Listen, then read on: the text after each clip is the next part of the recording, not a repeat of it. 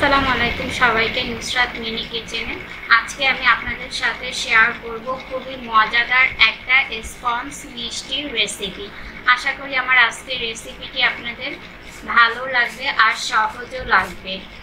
তাহলে মূল রেসিপিটি দেখে নেওয়া যাক। এখানে আমি 1.5 লিটার দুধের ছানা নিয়েছি। দুধটা আমি ভিনেগার দিয়ে ছানা কেটে নিয়েছি।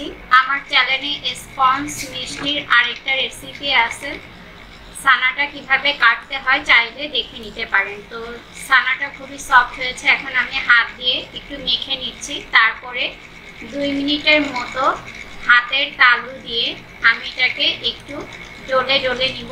আর এই ছানার ভেতরে আমি বেকিং পাউডার, বেকিং সোডা বা ময়দা কোনো কিছুই মেশাবো না।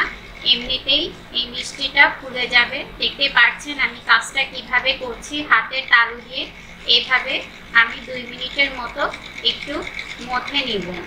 ছানাটা আমার খুব ভালোভাবে মথে নেওয়া হয়ে গিয়েছে। এখন আমি মিষ্টির শেপ দিয়ে মিষ্টিটা বানিয়ে নিব। আপনারা আপনাদের পছন্দ মতো ছোট বড় যে কোনোভাবেই মিষ্টিটা বানাতে পারেন। ছানাটা খুবই সুন্দর সফট হয়েছে। দেখতে পাচ্ছেন আমি একটু হাত দিয়ে গোল করে, তারপরে 2 হাতের তালুতে একটু গোল গোল করে শেপ করে মিষ্টি বানিয়ে নিয়েছি। এভাবে সবগুলি আমি মিষ্টি বানিয়ে নিব। আর এরই মাঝে আমার সবগুলি মিষ্টি বানানো হয়ে গিয়েছে। এখন আমি সরাসরি চুলায় চলে যাব। চুলায় একটি হাঁড়ি দিয়ে তারপরে দিয়ে দিচ্ছি 1 কাপ চিনি। 1 কাপ চিনির জন্য আমি 2 কাপ পানি দিয়ে দিয়েছি। এখন একটু নেড়ে দিব চিনিটা গলে যাওয়ার জন্য। তারপর অপেক্ষা করব বলক উঠে আসা পর্যন্ত। খুব বেশি ঘন করব না শিরাটা পাতলাই থাকবে। একটু 1 থেকে 1.5 মিনিটের মতো বলক তুলে নিলে ভালো করে, তাহলেই হবে। আমি আপনাদেরকে একটু হাত দিয়ে চেক করে দেখাচ্ছি। এখানে একতরফা বা 2 তরফা নয়, একটু চিটচিটে ভাব হলেই বুঝতে হবে শিরাটা হয়েছে। আর স্পঞ্জ মিষ্টির শিরাটা পাতলাই থাকে, তাই বেশি একটা ঘন করার প্রয়োজন নেই। এখন আমি এক এক করে মিষ্টিগুলো দিয়ে দিব। সবগুলি মিষ্টি দেওয়া হয়ে গেলে এখন আমি ঢাকনা দিয়ে ঢেকে দিব। আর ঢাকনার যে ছিদ্রটা আছে সেটা আমি একটা কাগজ দিয়ে আটকে দিয়েছি। এখন এই মিষ্টিটাকে আমি 10 থেকে 12 মিনিটের জন্য রান্না করে নিব।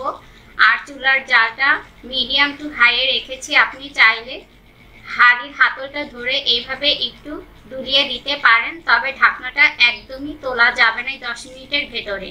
হাঁড়িটা ধরে একটু নেড়ে দিলে চারপাশ থেকে মিষ্টিটা ঘুরে শিরাটা ঢুকতে সাহায্য করবে। 10 মিনিট পরে আমি ঢাকনাটা তুলে নিচ্ছি। আর দেখতেই পাচ্ছেন মাশাআল্লাহ মিষ্টিটা ফুলে ডাবল হয়ে গিয়েছে, বেশ শিরা খেয়েছে। এখন আমি একটু উল্টে দিচ্ছি। এখন আমি চুলার জালটা অফ করে দিব আর ঢাকনা দিয়ে ঢেকে এই গরম শিরার ভেতরে মিষ্টিটা এইভাবে রেখে 2 ঘন্টার জন্য ঠান্ডা করে নিব। এতে করে মিষ্টির ভিতরে শিরাটা সম্পূর্ণভাবে ঢুকতে সাহায্য করবে। ফিরে আসছি 2 ঘন্টা পরে। 2 ঘন্টা পরে আমি আপনাদেরকে একটু কাছ থেকে দেখাচ্ছি মিষ্টিটা কতটা সুন্দর ফুলে ডাবল হয়েছে। মিষ্টিগুলি শিরা খেয়ে একদমই ফুলে গিয়েছে, বেশ সুন্দর লাগছে দেখতে। আশা করি আজকের রেসিপি আপনাদের ভালো লেগেছে আর সহজও লেগেছে। দেখে বুঝে গেছেন কতটা লোভনীয় লাগছে। বাসায় একবার ট্রাই করে দেখবেন, অবশ্যই ইনশাল্লাহ এইটুকু বলতে পারি নিরাশ হবেন না।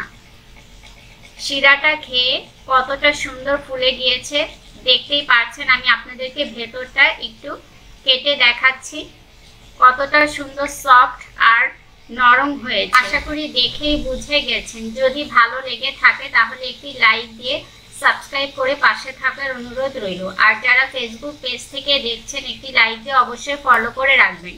আজকের মতো এখানেই বিদায় নিচ্ছি। সবাই সুস্থ থাকবেন, ভালো থাকবেন, সবাই সবার জন্য দোয়া করবেন। আল্লাহ হাফেজ।